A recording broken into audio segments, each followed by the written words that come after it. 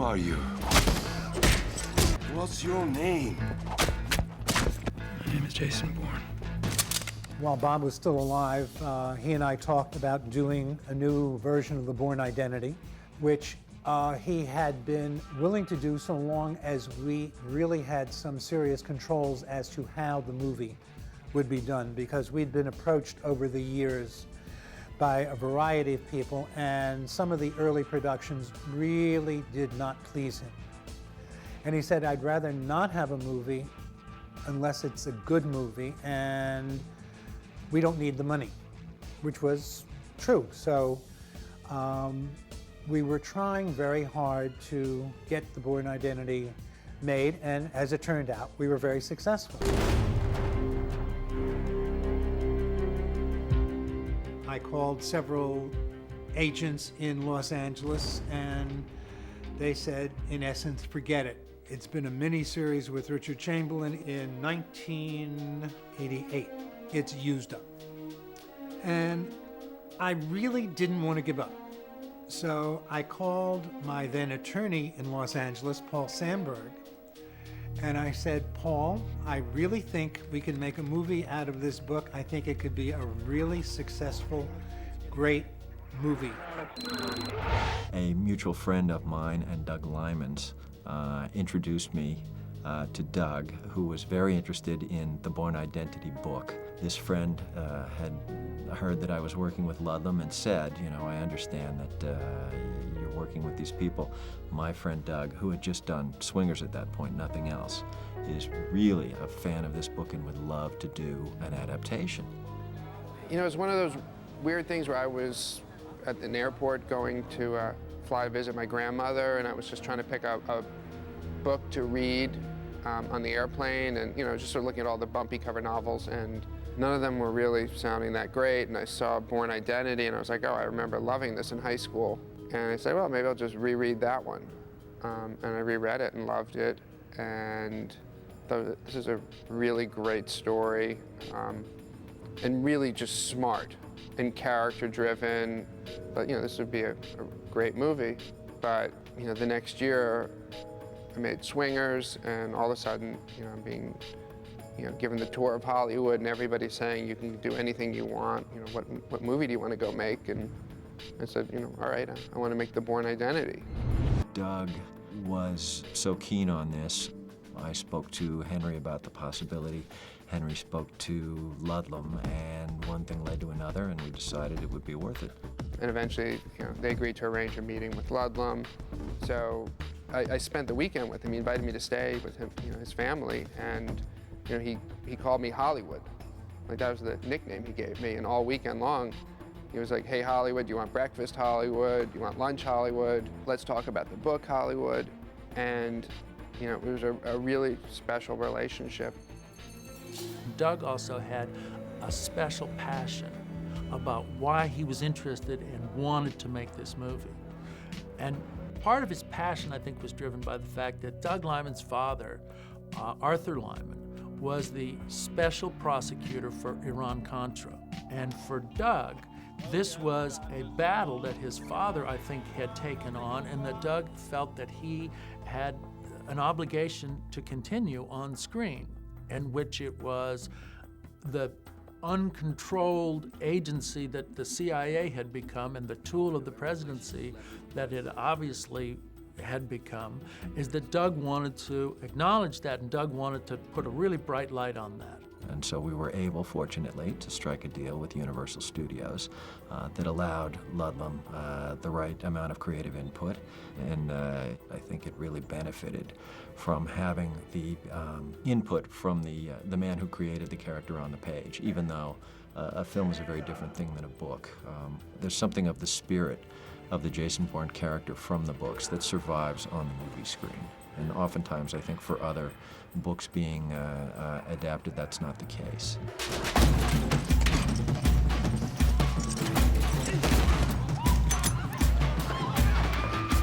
Jason Bourne is a complex character, and what Matt was able to do, because he naturally is nice, but he spent, you know, many, many months training and developing the other side of Jason Bourne, the dark and violent side.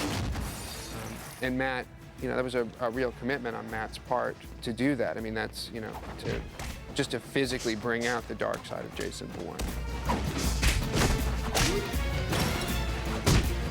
Well, I think we were very fortunate to find an actor like Matt Damon to play Jason Bourne, because I think he embodies exactly what Mr. Ludlum would have wanted in the character. For example, he doesn't look like an assassin, even though he's a trained assassin who acts, you know, without thinking most of the time. There's a little bit of conscience left, which is the thing that hangs him up.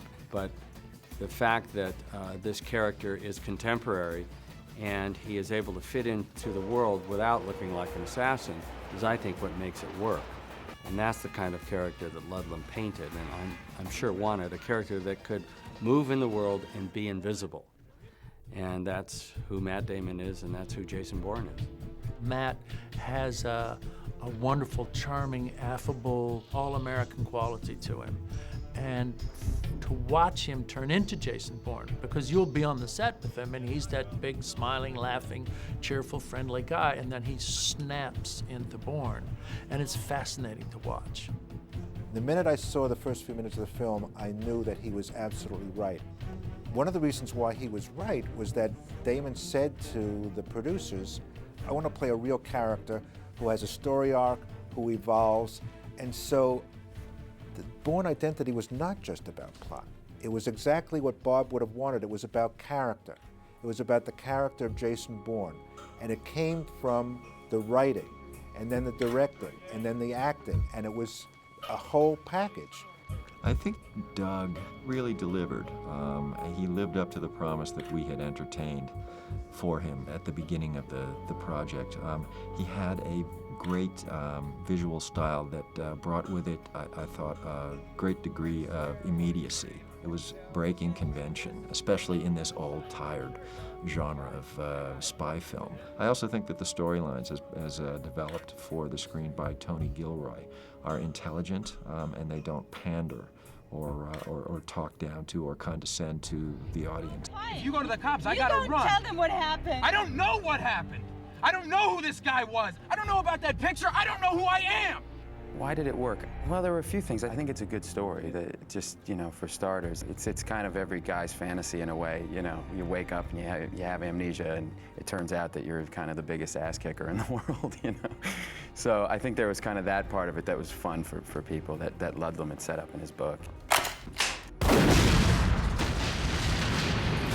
One of the sad things about all of this is Ludlum had passed away. In fact, he never lived to see the first film completed. So it was the estate, it was Henry Morrison and Jeffrey Weiner, who's the executor, and I sort of looking after Ludlum and trying to decide, you know, what he would have wanted. And we really wanted to only do another film if it was going to be worthy of the first film. And we developed the script, in fact, before we decided who we would be hiring to direct it. We were looking at directors from other countries, from other cultures, and Paul was on the list based largely on his film Bloody Sunday, which enough of us had seen and really liked. And then it comes down to Matt to say yay or nay, or to weigh in on whether Paul is the one. Tony Gilroy said, have you seen Bloody Sunday? I said, no. And he said, well, this is going to be a very short conversation. He said, go pick up Bloody Sunday, watch it, and then we'll talk. I went directly from that meeting to the store. I bought the DVD, and I went home and I watched it, and it was the shortest conversation. I called him and I said, we're insane if we don't get this guy. Cut! Okay, very good. In addition to Paul's amazing movie Bloody Sunday, he had also written a book called Spycatcher, in which he went and spent a lot of time in Australia with a guy who had worked in the British intelligence services who had to leave. And so that was also an exciting thing to bring that to the world of Bourne. Marco. Well, I remember seeing Bourne Identity quite clearly. I went with my girlfriend, actually, and it was a completely spur-of-the-moment thing. I think it was a Thursday night, you know, it's what are we going to go and see? And, oh, it's this thing, Bourne Identity. And I loved it. And I loved it because it was fresh. It was fresh because it felt quite European. It reminded me of a lot of films, or a lot of kinds of films that I'd loved, American films in the 70s, you know, All the President's Men and kind of Parallax View and obviously 3 Days of the Condor.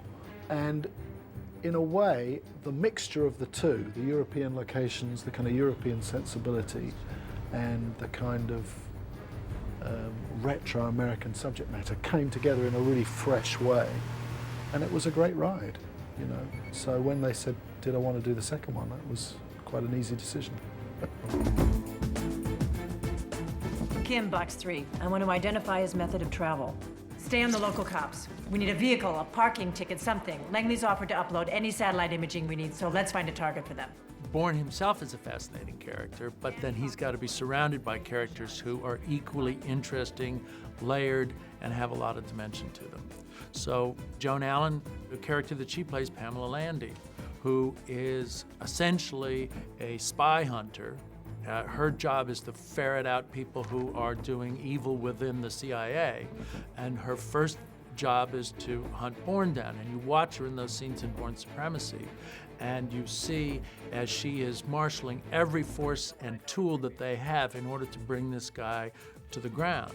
And then she starts to see that possibly all is not what it appears to be when the Brian Cox character, she understands that he's a little more interested in killing Bourne than he is bringing Bourne in and talking with him and finding out what went wrong. We're talking about the next dead body. It might be Nikki, it will be someone. You're not hearing me. Bourne dead gives me nothing. The villains are very subtle. Show me again. Well, you put a full game. And they might be a surprise at the end that one wasn't who you thought it was. So I think that's another element of these movies that makes them different than a normal action spy movie, is that the characters are very subtle. And Bourne is moving in this world, and he doesn't have a lot of people to talk to. So when he actually engages somebody, you really pay attention to it. Last week, I was 4,000 miles away in India watching Marie die. They came for me and they killed her instead. I think the Bourne franchise works because he's a character of the street. If it's over, then why are they still after me? I don't know. Jason Bourne is alone. He doesn't rely on technology. You know, it's him against the dark forces that, you know, that prop up the world. He sees beyond the surface, and he's alone and out in the streets, and he has to use his wits and his ingenuity and his intelligence and his innate sense of timing to get him through situations. And he does very smart things, like taking a map off of a wall in the embassy to see where he is. Well, people go, yeah, that's cool. That's what somebody would do. And above all, I think Jason Bourne, at the heart of what is obviously a conspiracy thriller, is emotionally truthful. It says that he chased the man off the boat and shot him twice in the back. It says I'm an assassin. He doesn't feel, as he, you know, wakes up with amnesia in the first movie, quite connected to that person who killed without much remorse for some time. But it's one of the things I like about the character. He's not confused about his past. He's aware that he's done very bad things, certainly when the skills start coming back to him in the first movie. So, you know, he doesn't really have the rose-colored lenses on in terms of who he is or what he's done. Training was over. I killed them. He's tormented by images of violence, memories from his Treadstone past. And the question for Bourne is, how does he live with those memories? How does he complete the recovery of his memory? What does he need to do to make himself whole? If you know that you have killed people for a living, what are you going to do about it? That's really the question of the film. And the whole journey of Bourne is to essentially deal with guilt. He can't change the past. People are dead, people have been killed by him. What he can do is make a choice into the future, not to go backwards, and he can learn to atone, to bring the only gift he can, which is the knowledge of what he's done and the truthfulness of his sorrow. Sorry. We are standing by for final green. Survey 2, I need to know when you've got eyes. This is Survey 2, I have eyes. We spent a lot of time doing research with the intelligence agencies, both in the UK and here in the United States. to find out what really happens in the spy world. And then we tried to apply the realism quotient to everything in the movie, including the action. The action has to be story-driven, and it has to be real. And that means we're inside the car, we're in there with the character, with Bourne, and you feel when another car hits the car, you feel it. You're in there, and the reality of the sequences, the heightened reality, is what we're going for, putting the audience in the chase rather than watching it from outside from sort of a third-party point of view. So the chases get very real. Bourne gets hurt, he gets beat up, and I think that's an element that's different in the movies. That realism quotient that's put into the action sequences. That, you know, when a car is in a crash, somebody gets hurt. That's unusual for the genre.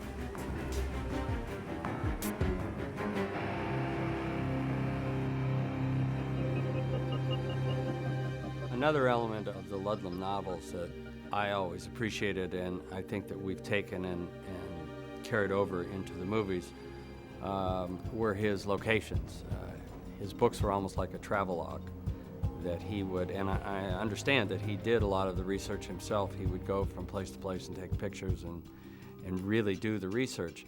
And that's what makes not only the books, but our scripts and our movies different, I think, is we actually go to these places. We take the audience on a journey and we show them what these places are. Not the typical tourist, like when you go to Paris, you don't see the Eiffel Tower in a lot of our shots. You see the real Paris, the Paris people live in. In Berlin, you don't see the Brandenburg Gate.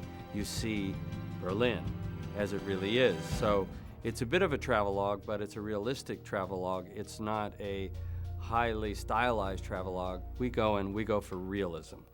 And we've gone to some pretty exotic locations, but not with all of the bells and whistles on them. You know, we went to Goa, India, and we showed the real Goa. We didn't show the fancy Goa. And I think the audience really likes that. I can't remember anything that happened before 2 weeks ago. Lucky you. No, I'm serious. I don't know who I am. I don't know where I'm going. None of it.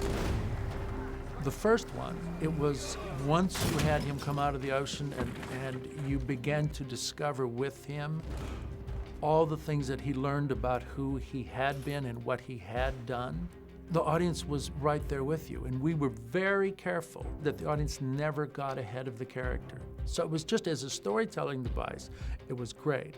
Since then, in the second one, we made a decision, which is not a particularly popular decision, but that was to kill Marie.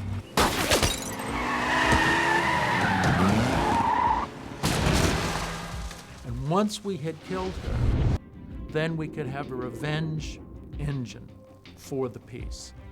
And then Bourne knew that in order to make himself whole, he had to take something that Marie had helped teach him, which is that he could be a better person. And so this is where you get the scene in which he goes to the daughter of the people that he killed, his first kill, and apologizes to them. So by combining this revenge part as well as the redemption part, I think we did a really elegant job. What you love gets taken from you.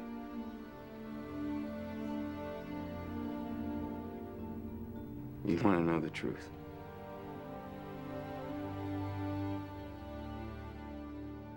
.172 Denver, take 3, B&D cameras. B marker.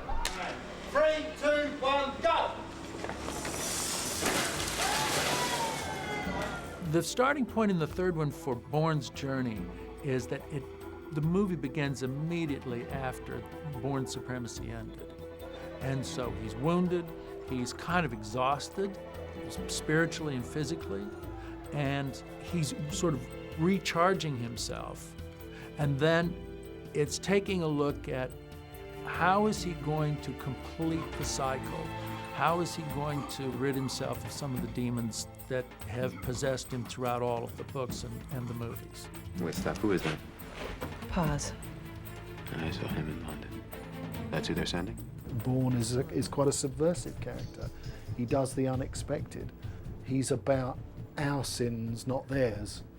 He's about individual destiny, not, you know, reinforcing the established order. And all of that, I think, makes him contemporary, alive, emotionally truthful, and incredibly relevant to the world today. You know, the Bourne character is exactly as Ludlum imagined him. You know, there were different, you know, it was a different time, so it was during the Cold War. Bourne, in his books, is a Vietnam veteran.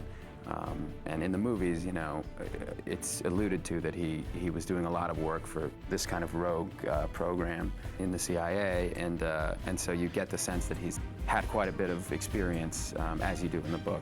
But the fundamental kind of elements of the character are all the same. I think the legacy of Robert Ludlum is really his ability to create a new set of characters that we hadn't seen before. We were used to spy thrillers that had heroes that were sort of glamorous and unbelievable, and Ludlum created a really intelligent, realistic character that was real.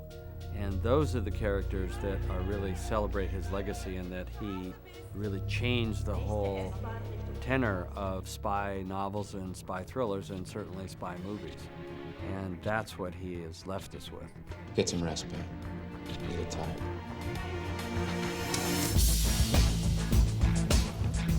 I don't think anybody had a clue that it would become the phenomenon that it's become as a series, but we were thinking that the way to continue to be successful in reinventing a film, you know, based on this book would be to think outside the box. Robert Ludlum has enjoyed tremendous success post-mortem, and something he would probably be thrilled to be involved in. He was so supportive and kind, and you know, I'm sorry that he didn't live to see the finished movie, but you know, we really tried to do something that would be